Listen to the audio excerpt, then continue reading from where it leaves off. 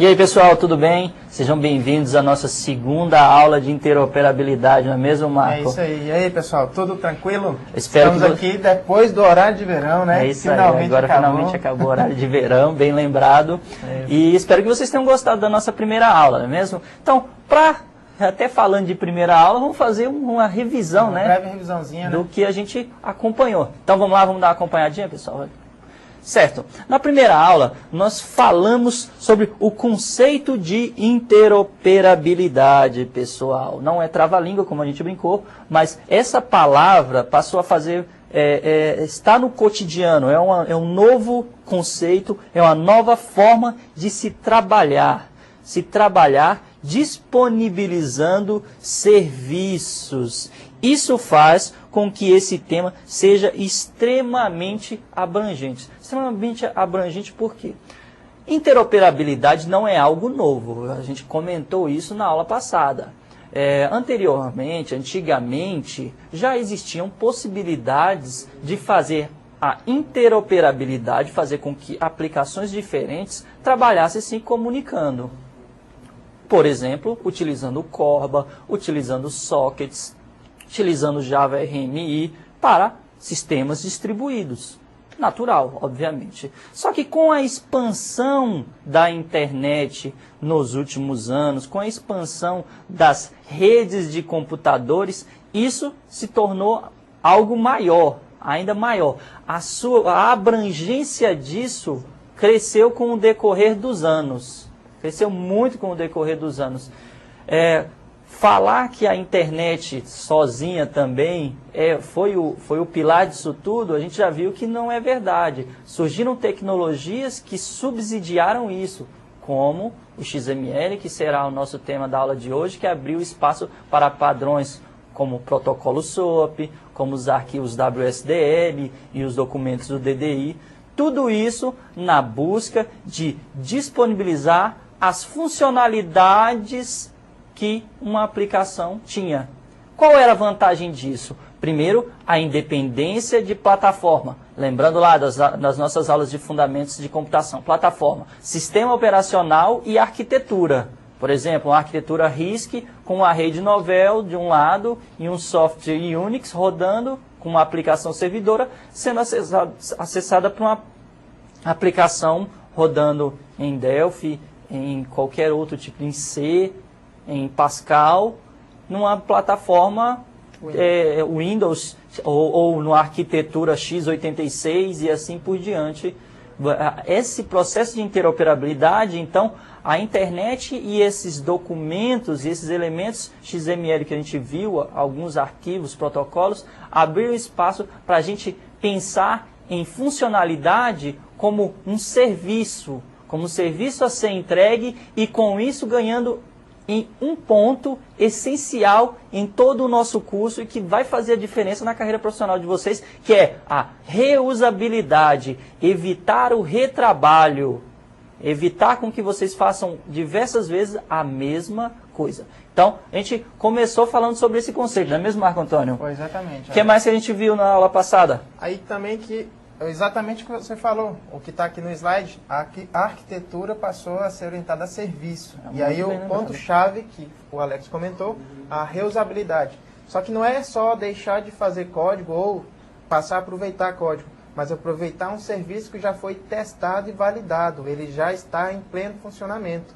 Muito bem lembrado. É isso aí, vamos acompanhar então aí conosco no slide, pessoal. Vamos dar uma olhadinha no nosso slide aí o que a gente tem. Então, as aplicações que a gente viu aí, que a gente mencionou, esse novo paradigma que nós estamos lidando agora, paradigma, como as coisas vão acontecer, qual é a metodologia a ser adotada. Então, elas são baseadas no conceito ou no paradigma de SOA, Service Oriented Architecture, ou seja, arquitetura orientada a serviço. Todas as nossas funcionalidades vão passar a ser vistas como serviços sendo utilizados por aplicações que vão estar nos mais diversos lugares. Eu quero um serviço para calcular o meu RH, calcular a minha folha de pagamento. Então, é um serviço que vai ser acessado, por exemplo, por uma filial. Só que existem 10 filiais que fazem o mesmo cálculo. Então, por que não criar um serviço único que essas 10 filiais acessem e façam uso dele corretamente, façam uso dele em proveito da corporação como um todo. Vocês não precisaram desenvolver 10 aplicações, mas somente uma única vez sendo acessada. Ou não precisaram sair instalando esse serviço em 10 matrizes. Já ia comentar isso, não precisou replicar o mesmo sistema. Isso mesmo, não Ele precisou. está em um ponto só. Caso necessite de uma atualização, atualiza nesse ponto. É isso mesmo. Com a internet, isso até não poderia ser um problema, porque vocês poderiam ter um sistema via web que poderia ser acessado. Porém, a ideia de serviço é maior do que a de um sistema web. Certo, pessoal? A ideia é que você tenha venda, vamos dizer assim, que você venda o seu peixe como itens independentes que possam ser acessados. Funcionalidades, serviços independentes que possam ser acessados, mas que a interface, que todo o processo de front-end lá do usuário seja desempenhado por vocês. Somente as regras de negócio são desempenhadas do lado do servidor. Tá ok? Continuando ainda, pessoal, acompanha aí conosco no slide. Aqui. Certo, essas aplicações aí que a gente estava mencionando sobre os nossos front-ends, eles vão acessar esses serviços que a gente viu, armazenados em um repositório, em um servidor, conhecido como Service Bus. Esses repositórios aí vão ser também conhecidos como os nossos Web Services. Eles vão ser os responsáveis por disponibilizar os nossos serviços web, obviamente, em cima da web e service os nossos serviços. Se vocês lembram, ainda tinha a questão da arquitetura ainda envolvendo, eu mencionei sobre os arquivos, sobre a forma que os arquivos tinham, a importância deles, né? Então, se vocês lembram, nós tínhamos a questão do nosso WSDL, que era um arquivo descritor das regras de como o nosso web service ia trabalhar. Tinha o DDI, que era uma forma de você localizar o serviço, e o protocolo SOAP vai fazer o intercâmbio de mensagens entre o nosso web service, a plataforma cliente, a nossa estrutura DDI e WSDL. Tudo isso aí de maneira a trabalhar em conjunto para que a gente alcance os nossos objetivos, Marco. Isso aí, Alex. Então esse foi o resumo da aula anterior, da aula 1. Agora vamos aos objetivos da aula de hoje, pessoal. Primeiro objetivo, compreender os fundamentos da linguagem XML. Nesse sentido, a gente vai verificar como que é a estrutura da linguagem XML, quais são os benefícios, a forma como a gente pode trabalhar com ela, a respeito de sua flexibilidade, as vantagens e diversos outros detalhezinhos que tem no XML. Que ela não é apenas marcaçõezinhas com o conteúdo no meio, não. Tem muito mais coisa que traz benefício para a gente. E o segundo objetivo da aula de hoje é conhecermos sua estruturação hierárquica, bem como outros documentos que auxiliam na sua definição. E aí a gente vai verificar o que, pessoal? Só o XML, ele permite muita coisa, mas se a gente juntar algumas técnicazinhas, uns arquivozinhos adicionais, a gente vai ter um benefício muito maior. E aí a gente vai falar de validação, DTD e outros detalhezinhos importantes para XML, a gente utilizando em Web Service. É isso aí mesmo, pessoal. O foco é que a gente faça com que os nossos XMLs, vocês entendam o processo, o objetivo é esse, que vocês entendam o processo de construção, de validação, de boa formação. São diversos elementos que a gente vai discutir durante a aula. Mas, vamos dar uma olhadinha num vídeo, Marco? Isso, introdutório. bem lembrado. Vamos lá então, pessoal. pessoal. Vamos lá no vídeo, pessoal.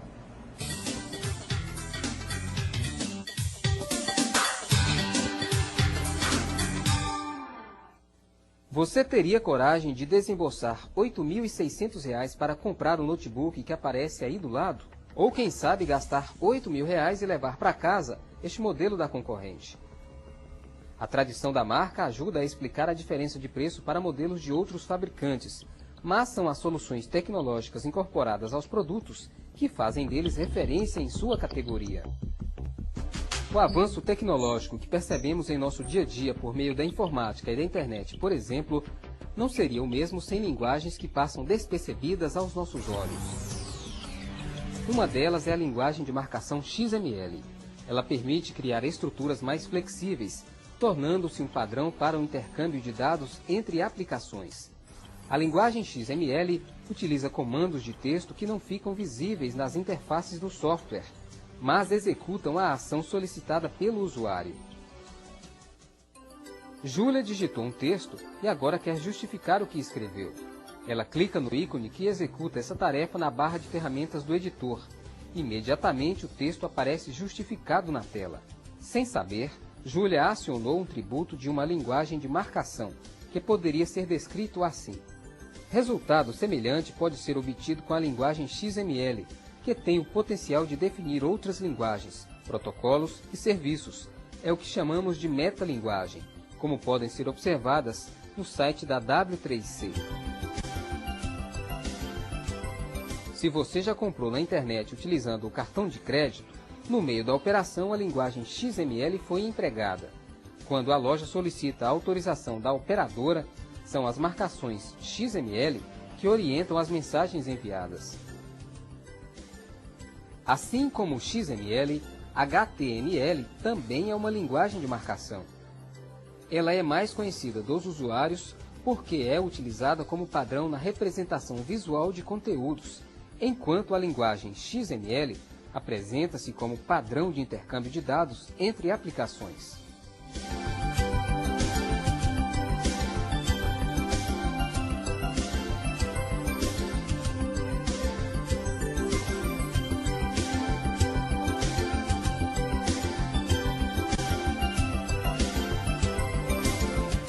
E aí, pessoal, o videozinho só introdutório sobre a nossa disciplina, sobre o XML, mostrar que ele está presente mesmo imperceptivelmente, pessoal. Falando ali do cartão de crédito ou do justificar, alguns de vocês já devem ter tido acesso a, por exemplo, outra linguagem de marcação para criação e formatação de texto, o nosso LaTeX, né? Sim, exatamente. O LaTeX é o tipo de uma linguagem de marcação para formatação de textos. Artigos científicos e por aí. E assim por diante. Então, porque vocês até, é uma curiosidade que vocês podem ir atrás e até dar uma olhadinha. Quem tiver interesse, o LaTeX é uma boa forma de visualizar como é que as coisas acontecem por trás do nosso processador de texto. É aí que está o segredo, pessoal. Existem outras tecnologias que dão suporte aos elementos externos, os elementos que ficam atrás do front-end que vocês têm. O XML é um desses elementos. Ele consiste numa estrutura flexível, como o vídeo mencionou. O próprio nome, vamos acompanhar no slide aí, o próprio nome menciona isso. Extensible Markup Language, ou seja, linguagem de marcação extensível, pessoal. Ela surgiu com o intuito de padronizar a codificação dos nossos conteúdos, criando estruturas que sejam mais flexíveis, sem que com que isso nós perdamos um elemento essencial mesmo, que é a semântica.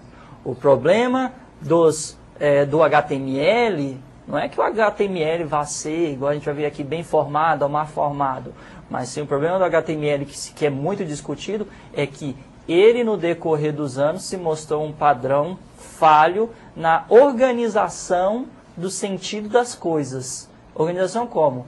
Quando eu quero me referir a manga, eu estou falando manga de camisa ou manga, uma fruta, e assim por diante. A ideia do XML é agregar valor e melhor organizar os conteúdos. Certo?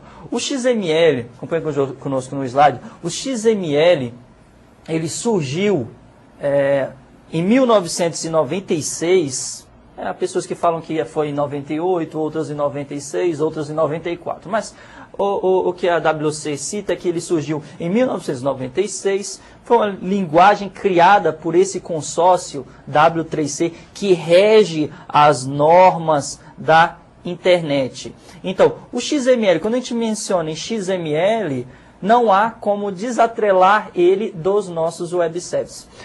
O André, até o nosso aluno, Carlos André, ele citou até no fórum, no ambiente interativo, sobre o JSON. Até na próxima aula a gente vai tentar trazer alguma coisa sobre o JSON.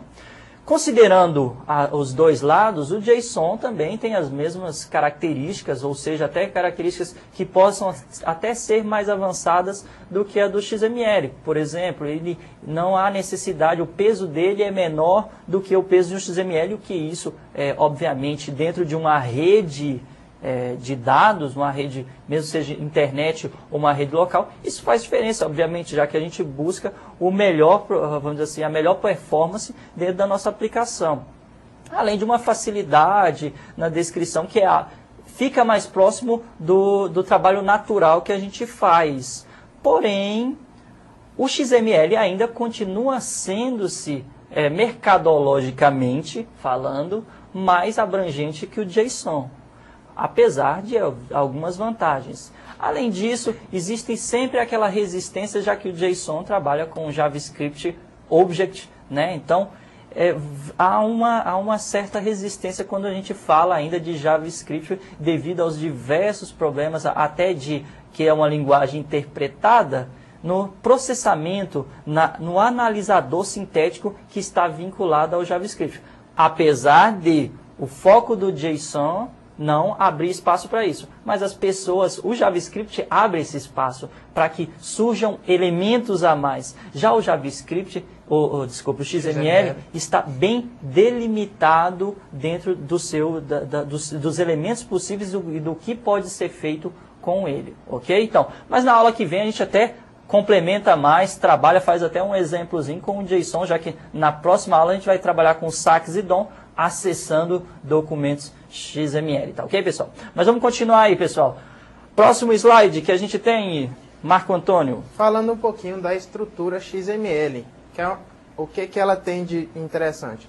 É uma estrutura bem definida e extremamente flexível. Nessa questão de bem definida, até você comentou que o HTML não é bem definido. O que isso quer dizer? Questão da sintaxe, da semântica. E aí a gente vai ver daqui a pouquinho o que isso pode interferir para a gente. E a questão também muito importante da flexibilidade do XML. O próprio nome diz, como o Alex comentou, ela é extensível, ela é flexível. Você pode moldar a linguagem da maneira que a sua necessidade exigir. E aí você vai ter uma maneira bem interessante de organizar as informações, os conteúdos que vão ser transportados. Outra questão aqui também, da estrutura do XML. Faz uso de regras para garantir uma definição formal de estrutura de dados. E aí a gente lembra o que? Estrutura de dados, pessoal. Quando a gente quer tratar informação, armazenar dados, a gente tem que criar uma estrutura de dados.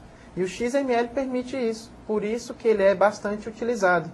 Você, em um arquivo, texto, com a sintaxe do XML, você consegue simular ou criar estruturas de dados para manter e organizar as informações em um arquivo texto. E você permite facilmente transportar essa estrutura de uma aplicação para outra. E aí é o X da questão novamente aqui.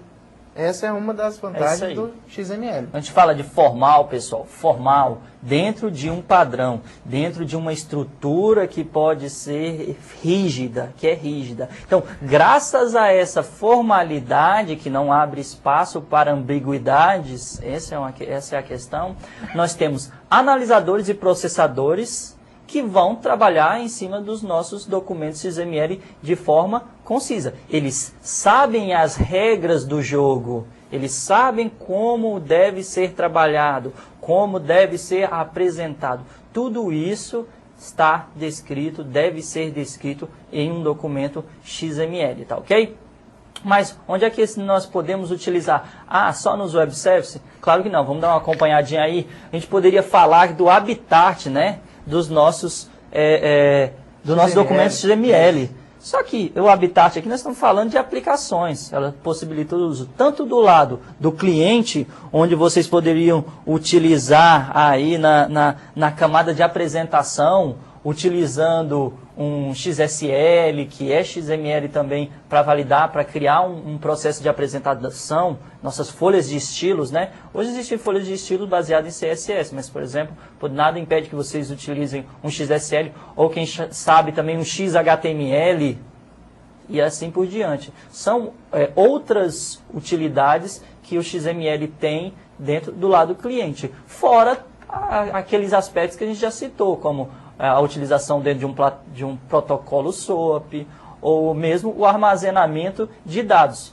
Olha aí, o XML é uma estrutura também utilizada para armazenar dados. Existem alguns bancos de dados que utilizam o XML para o armazenamento, como uma linguagem de marcação para depois facilitar a recuperação desses elementos. Só que como está na apostila de vocês, como eu citei aí, esta a gente pode até não considerar essa a melhor estrutura, já que existem outras formas de se trabalhar, de armazenar, que tornam o processo de armazenamento computacionalmente mais viável, tá ok? Então, eu posso armazenar dados no XML? Pode sim. Diversas aplicações fazem isso, diversos bancos de dados utilizam o XML como uma estrutura. Só que computacionalmente, quando a gente fala disso, é óbvio que existem tecnologias mais avançadas e mais interessantes para que a gente realize esse serviço, ok? Continuando. Com custo computacional menor, não é? Com certeza, esse é o nosso intuito. Agora uma comparaçãozinha, pessoal, já que HTML é bem difundido, praticamente quase todo mundo hoje em dia abre página de internet e recebe o HTML no browser. A maioria também já teve a curiosidade de exibir o código-fonte de uma página. Então, o HTML é bem difundido. Então, vamos comparar um pouquinho o XML com o HTML, para ver se começa a clarear um pouquinho as coisas. Vamos ver aqui no slide características do HTML. O HTML ele é destinado à apresentação de conteúdos, para que a gente possa visualizar o conteúdo. O XML ele é para armazenar conteúdo, ou armazenar temporariamente no transporte de conteúdo. Outra questão interessante aqui, o HTML não é necessário uma estrutura formal. O HTML, pessoal, mesmo se estiver com um erro, o navegador vai conseguir exibir uma informação ou parte da informação. Quando o erro é bastante grande em uma página HTML, ele exibe o código HTML, mas ele vai exibir alguma coisa. Sempre vai exibir. O XML, se houver um erro em sua sintaxe, provavelmente o conteúdo não vai ser aceito. E aí a gente vai ver mais à frente questão de validação de informação. E aí já aqui, entrando no XML, destinado ao intercâmbio de conteúdo, armazenamento temporário de informação para ser transportado. E junto com isso tudo, além da informação, vai toda a semântica que a informação foi guardada. Você transporta a semântica existente nesse conteúdo armazenado. E aqui o que eu acabei de mencionar, um documento mal formado não é reconhecido em XML. E aí o que é esse documento bem formado e mal formado? É isso aí, pessoal. O Marco Antônio até citou aqui alguns elementos, alguns que são interessantíssimos. A questão de má formação ou boa formação. Isso é o que a gente mencionou. É uma forma de garantir que as coisas saiam como foi estabelecida. São regras.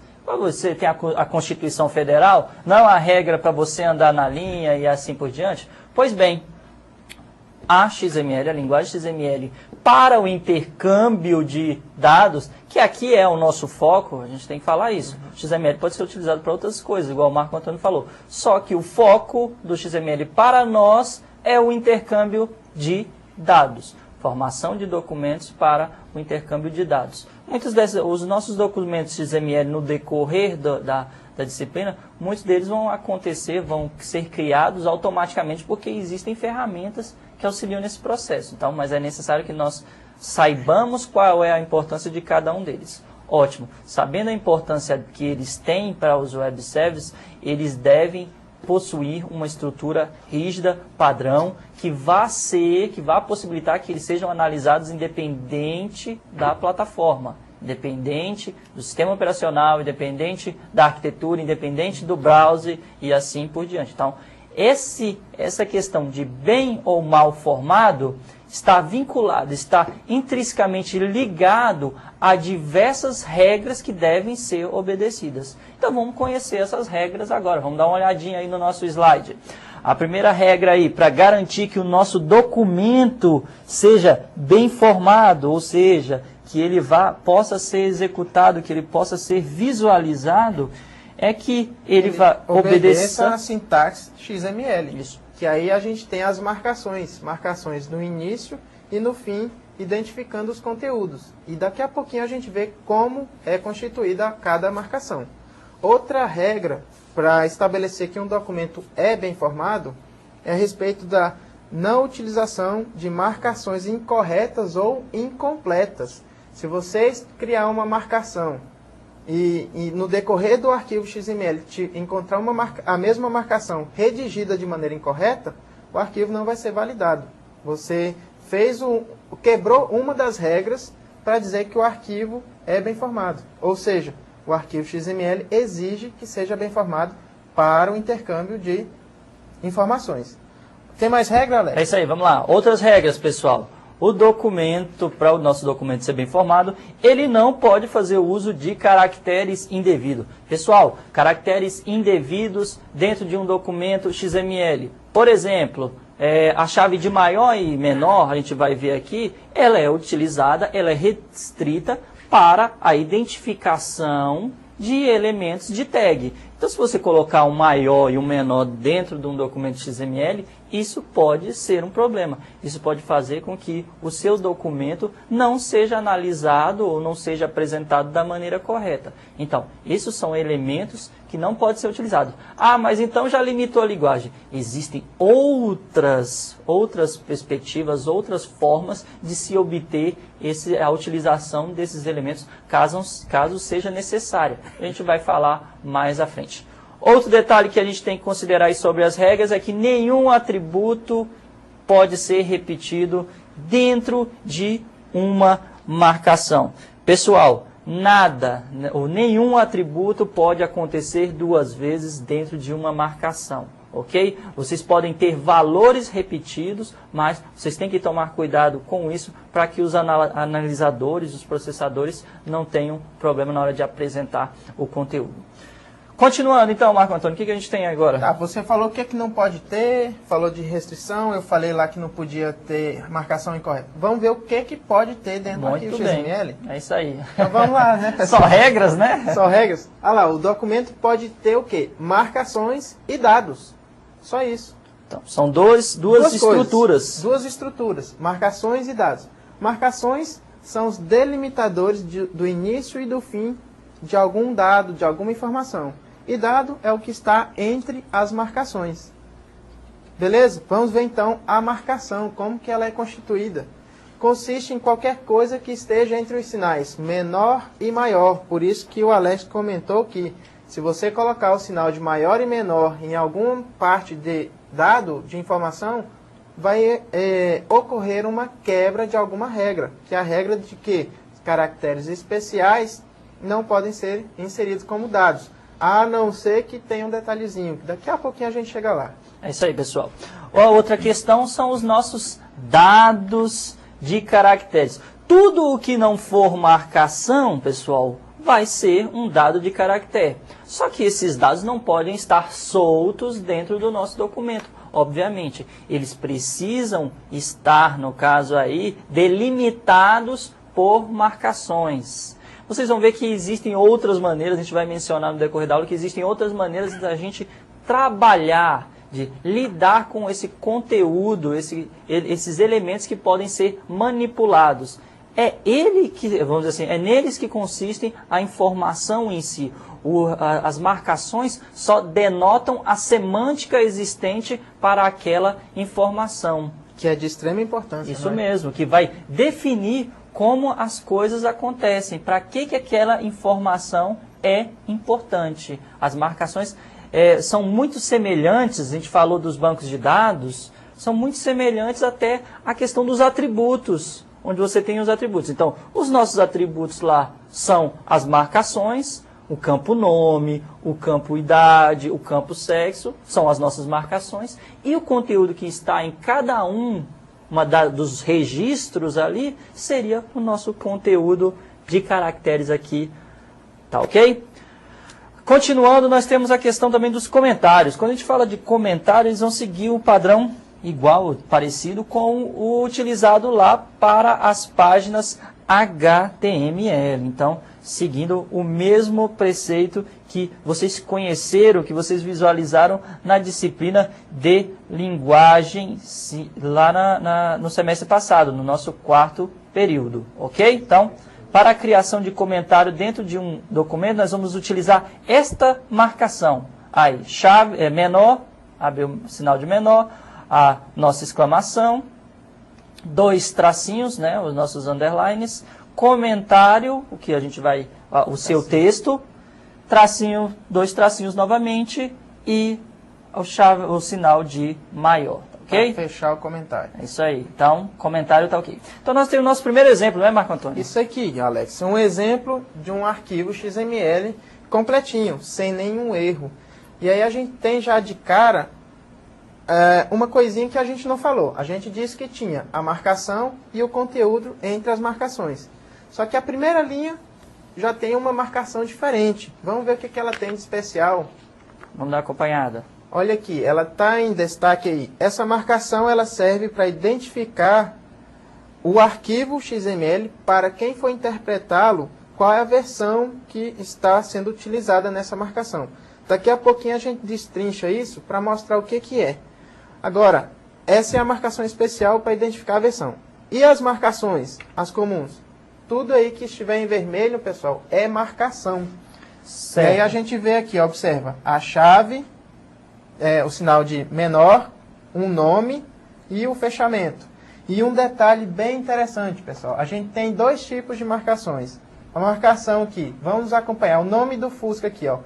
Tem a marcação nome e fecha o nome. Tem aqui igualzinho no HTML, então vocês já estão familiarizados com isso. A nossa marcação para fechar, para indicar que nós estamos fechando aquele conteúdo. Que agora nós iremos partir para outra marcação. O Marco Antônio citou muito bem. Pessoal, qualquer documento XML é necessário que seja declarado esta primeira linha aí, ó, que vocês viram. Essa marcação especial. Aqui vocês estão definindo que nós estamos criando um documento do tipo XML obedecendo a versão 1.0. Interrogação no início, interrogação no final. O nome XML, isso faz com que nós tenhamos uma outra regra até, pessoal. É que não pode ser utilizado o nome XML em outras partes do documento. Começar uma nova marcação, igual o Marco Antônio aqui falou, a questão do veículo. Então, ótimo. Não há possibilidade, não pode ser usado, ser criado uma marcação do tipo, por exemplo, nome aqui, ou XML nome. Isso não pode acontecer porque irá acontecer erros na hora do processamento. Reservada. Então, palavra reservada, mais uma regra para vocês na hora de criação de documentos XML, tá ok? Então, vocês notem que tudo que um documento do tipo XML busca é uma padronização. Nós temos um padrão aqui, ó, onde nós temos marcações e a gente vai ter agora, nós vamos conhecer o outro elemento. E que obedece uma regra e faz com que nós possamos entender o que alguém quer passar. Por exemplo, o Marco Antônio criou aqui esse elemento, vocês têm ele na apostila também, onde alguém verificando, olhando só de cara, já vai ver que aqui nós temos nada mais, nada menos que uma lista de veículos, onde nós, dentro dessa lista, nós temos um veículo do tipo, como no caso, com o nome Fusca, que poderia ser o modelo, né, no caso, o tipo que é de passeio, com uma marca Volkswagen, e aqui nós delimitamos que isto é um veículo, que o nosso veículo, que a estrutura, que os dados necessários para eles acabam aqui. E que aqui acaba a nossa lista. Ah, poderiam existir outros veículos? Com certeza poderiam existir outros veículos e a gente vai entender isso mais para frente. Alex, aí você falou uma coisa muito chave que veio aquele Deu estalo. Deu estalo. Aqui, pessoal, voltando no slide aqui, tá lá, o Alex falou aqui, tem a estrutura veículo. A gente lembra de uma estrutura de dados, que tem os campos, nome, tipo e marca. E aí, sendo uma estrutura, a gente pode instanciar quantos objetos forem necessários para guardar ali dentro. Se quisesse instanciar, por exemplo, um outro veículo do nome Go, era só colocar ali. Abaixo do fechamento do veículo, coloca exatamente outro veículo com os nomes corretos. E aí, o que mais a gente tem dentro desse exemplo? Os campos, o conteúdo. Os nossos dados, não é mesmo, pessoal? Isso. A gente comentou agora há pouco sobre os dados de caracteres. Pois bem, então eles estão aí os nossos dados de caracteres. O dado Fusca para o nome, que está dentro das nossas marcações aqui, da tag nome e nome fechando, da nossa marcação tipo e da nossa marcação marca. Isso vai garantir, pessoal, que nós tenhamos um documento bem formado. Ele respeita todas as normas impostas pelos analisadores. Olha que a regra aí não é eu, não é o Marco Antônio, não é vocês que estão criando. Os analisadores exigem que vocês tenham marcações corretas, que os dados estejam dentro dessas marcações, que a primeira linha do seu documento tenha a marcação lá, a interrogação, XML, version 1.0, interrogação fechando, tudo direitinho. Então, são itens que o analisador exige de vocês. A gente vai comentar sobre as regras que nós podemos impor sobre um documento XML. Então, isso já se trata de um que a mais, algo a mais dentro das possibilidades com o XML. Mas então, até então, o que o nosso processador exige é que os documentos sejam bem formados. A gente vai ver a ideia de válidos. Mas isso é um pouquinho mais para frente, não é, Firmino? Exatamente. Aí então, você já está puxando para a validação de arquivos. Então vamos lá. Então vamos lá, pessoal. Olha aqui no slide, novamente. Um documento bem formado não consiste, naturalmente, em um arquivo válido. Ou seja, pessoal, a gente pode ter um arquivo bem formado, respeitando toda a sintaxe do XML. Mas esse arquivo pode não ser um arquivo válido. E aí, como que pode ocorrer a validação desse arquivo? A gente tem uma estruturinha nova, um arquivozinho novo, que faz a validação. Que serve para efetuar a validação. E aí vamos ver aqui, quem é ele? É o DTD. Alex, que morou nos Estados Unidos, lê aí.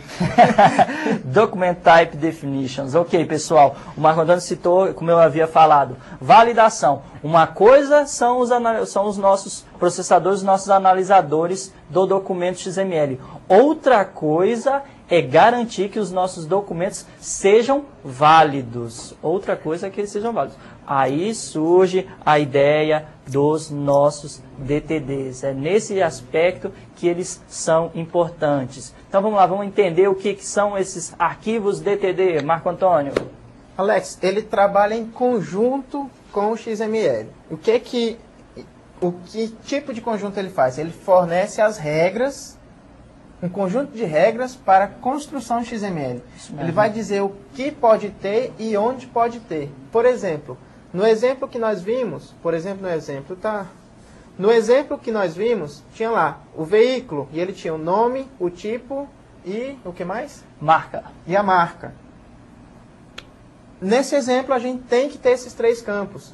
Vamos supor, o sistema exige que tenha esses três campos. Se no arquivo XML ele faltar o nome do veículo, ele vai estar bem formado, mas ele está válido? Não está válido. E aí, quem que vai dizer para a gente que esse é um campo essencial, que ele é necessário para transportar informação? O DTD. É isso mesmo. E o DTD é definido por quem, Marco Antônio? Nós, vocês, as árvores somos nós. Somos nós. Então, pois bem, o documento será criado por vocês. Uma coisa bem formado. Analisadores e processadores do documento XML. Outra coisa é a validação. A validação que eu quero como as coisas que aconteçam. Agora eu estou estabelecendo as minhas regras. Já que o analisador queria estabelecer as regras deles, agora eu estabeleço as minhas regras aqui no documento XML. Continuando, vamos lá no nosso... Só um comentáriozinho, Sim. né, Alex? Um documento XML que obedece às regras do XML e respeita o arquivo DTD, as regras impostas pelo arquivo DTD que foi feito por nós, ele é um arquivo bem informado e validado. Isso e aí mesmo. você tem garantias de que, pelo menos, uma aplicação vai conseguir transportar a informação de uma para outra. Isso mesmo. Então, ele vai ter regras bem definidas que vão ser úteis para garantir que tanto uma ponta quanto a outra vão saber se comunicar. Então, eles estão falando uma linguagem comum, ok?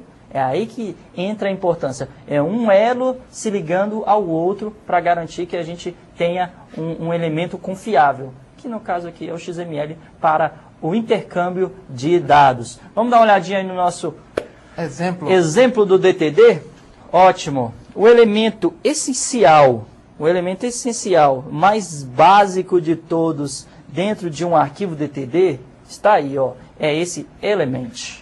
O element é nele que vão ser definidos quais serão as minhas marcações. Notem que aqui eu não estabeleço, em momento nenhum, é estabelecido qual deve ser o dado.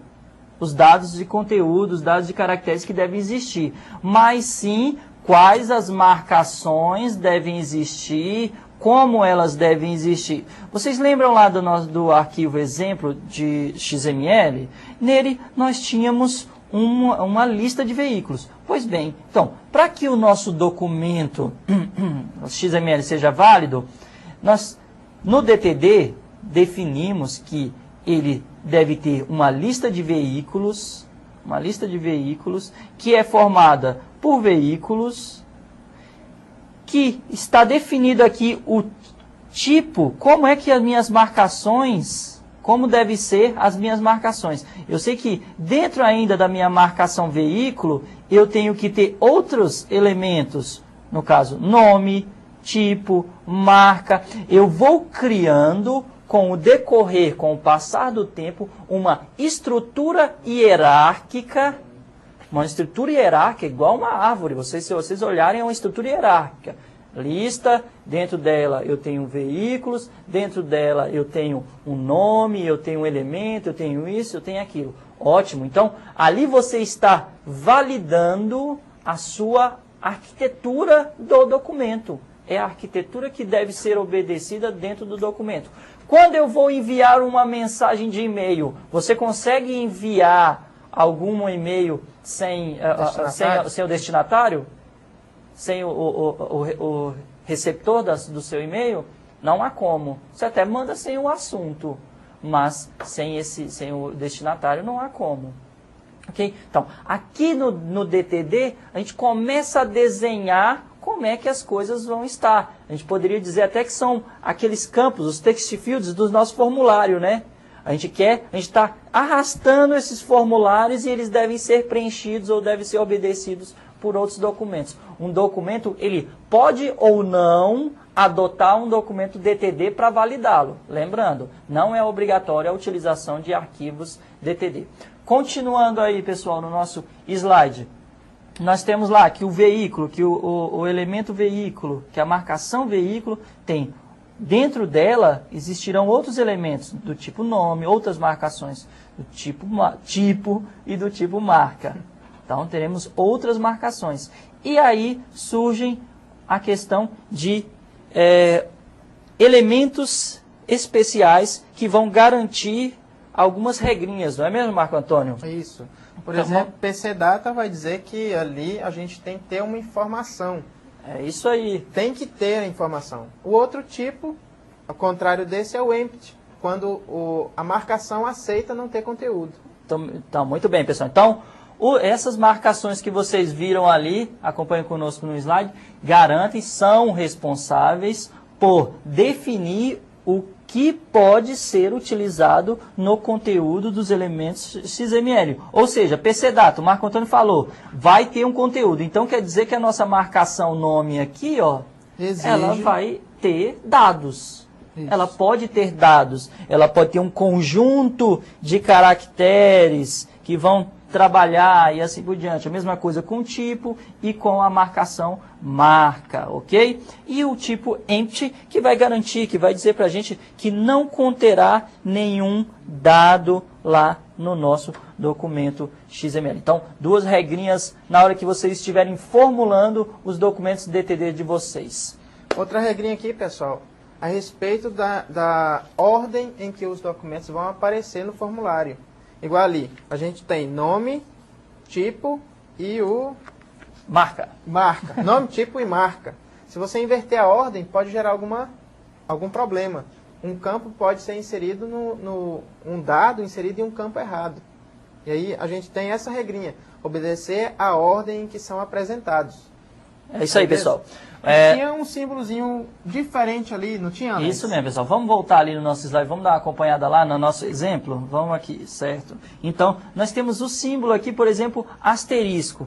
Pessoal, esse símbolo aí, junto a outros, eles são úteis para a declaração de elementos lá no DTD, que vão definir, que vão tornar os nossos arquivos XML mais flexíveis. Flexíveis de que maneira? É a partir dele que é denotado, que é colocada a regra, falando, vão existir diversos elementos do tipo veículo. Já que a gente tem uma lista de veículos, nada mais interessante que ter vários, é o intuito. É a ideia que se tenha vários veículos dentro daquele documento declarado, não é mesmo? Então, na hora que a gente estiver validando isso na construção do nosso arquivo DTD, cada um desses elementos, cada um desses símbolos tem uma função. Então vamos dar uma olhadinha nestas funções aí, vamos acompanhar, certo?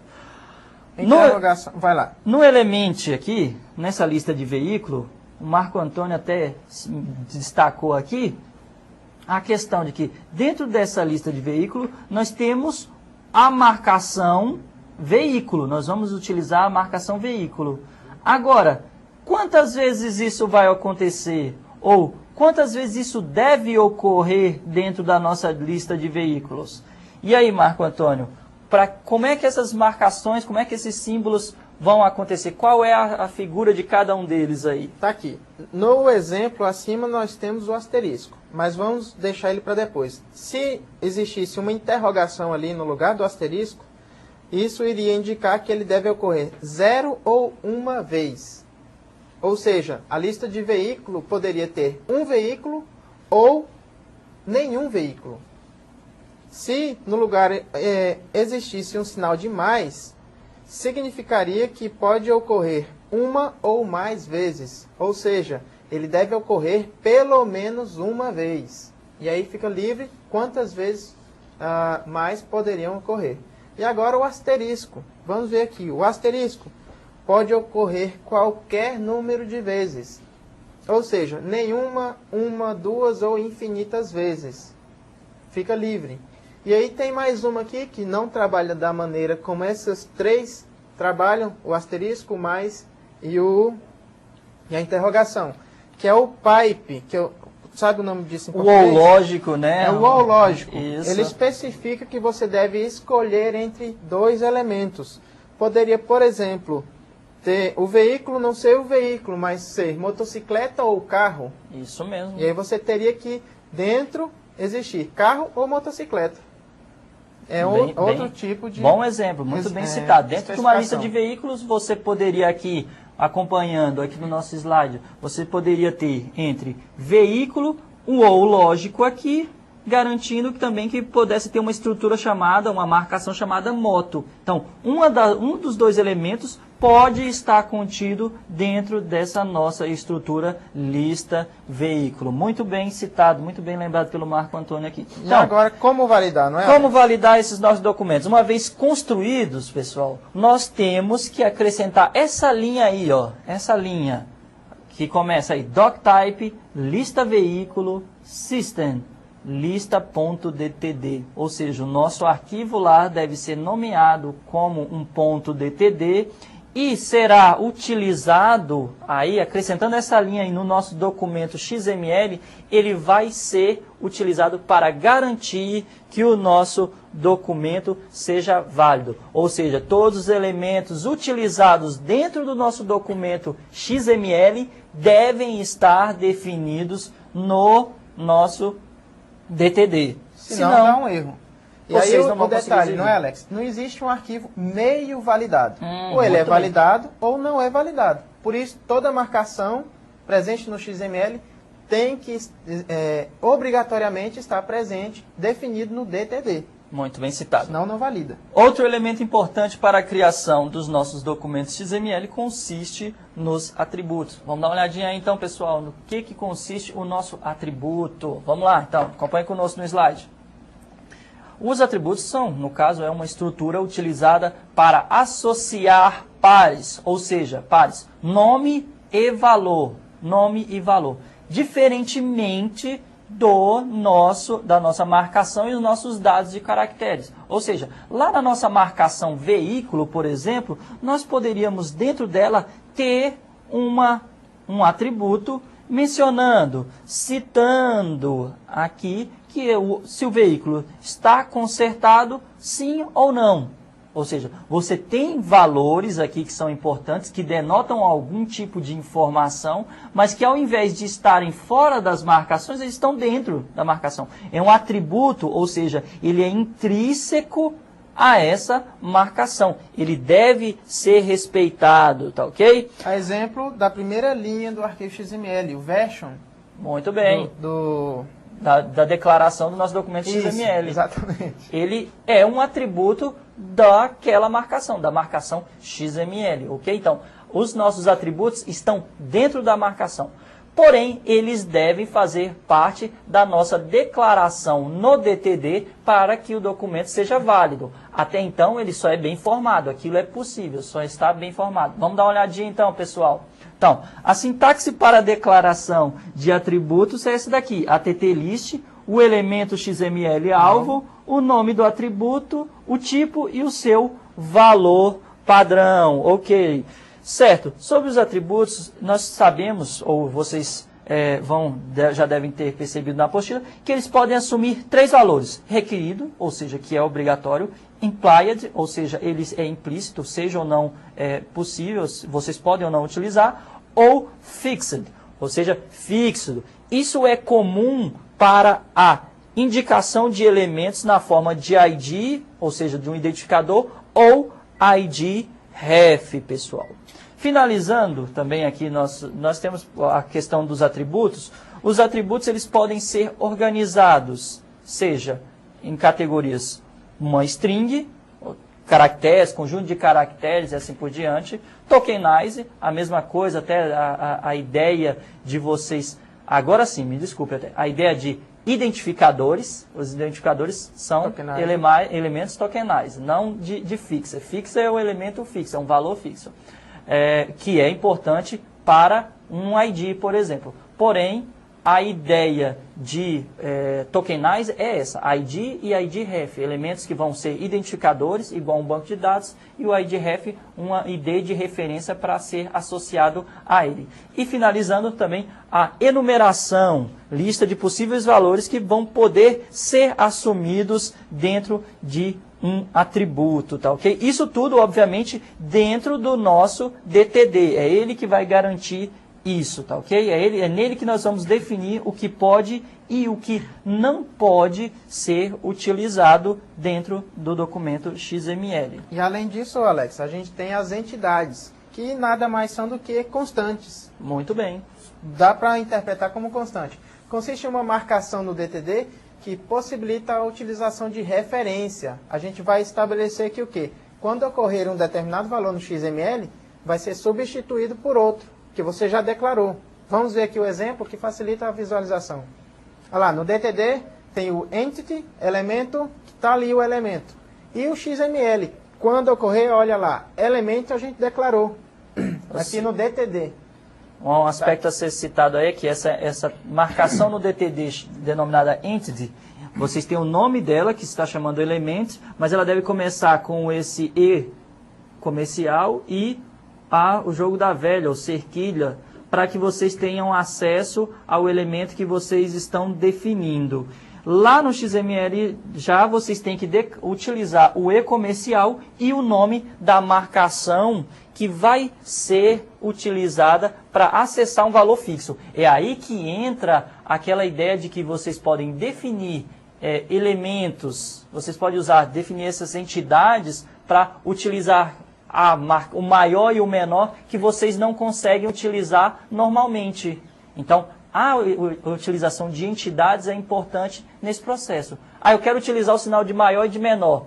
Utilize a ideia de entidades que vocês podem incorporar ao corpo do XML e na hora do processamento vocês irão visualizar isso, tá ok? A resposta vai ser o que se espera. Isso mesmo, tá ok? Continuando. Aí você falou algo interessante. Quando a gente quer utilizar um símbolo que não é permitido, usa o entity. E às vezes você precisa digitar palavras, por exemplo, em português, C cedilha, algo desse tipo. Como que a gente faz? Aí temos aqui, ó, CData, são blocos de texto que não serão analisados. Então a gente pode colocar o que for preciso para inserir a informação aí. Eles não serão interpretados pelo analisador sintático semântico do XML. Isso mesmo, muito bem lembrado, Marco Antônio. Então, o bloco CData aí, ele é importantíssimo, ele é muito conhecido para quem já trabalha com linguagens scripts. Vocês podem incorporar dentro do corpo do nosso documento XML alguns trechos de linguagem script, igual o JavaScript, CMA, que segue o mesmo padrão, VBScript e assim por diante, para processamento de alguma informação para algum trabalho. Quem manipula, por exemplo, documentos do tipo SVG, que é XML também, sabe muito bem que é uma coisa que pode ser utilizada. Finalizando a nossa aula de hoje, então, Marco Antônio, o nosso resumo, nós vimos os fundamentos da linguagem XML, a questão de documentos bem formados, a questão de documentos mal formados, regras que são importantes para o lado dos nossos analisadores. Vimos também a estrutura da linguagem, que é importante. As marcações, o uso de DTD, validação. Tecnologias associadas aos documentos que garantem que eles vão fazer o que se espera deles, não é mesmo? Isso. Pessoal, na próxima aula nós vamos manipular esses documentos com Saxdom e vamos dar uma olhadinha também aí no JSON. Um abraço. Até mais, pessoal.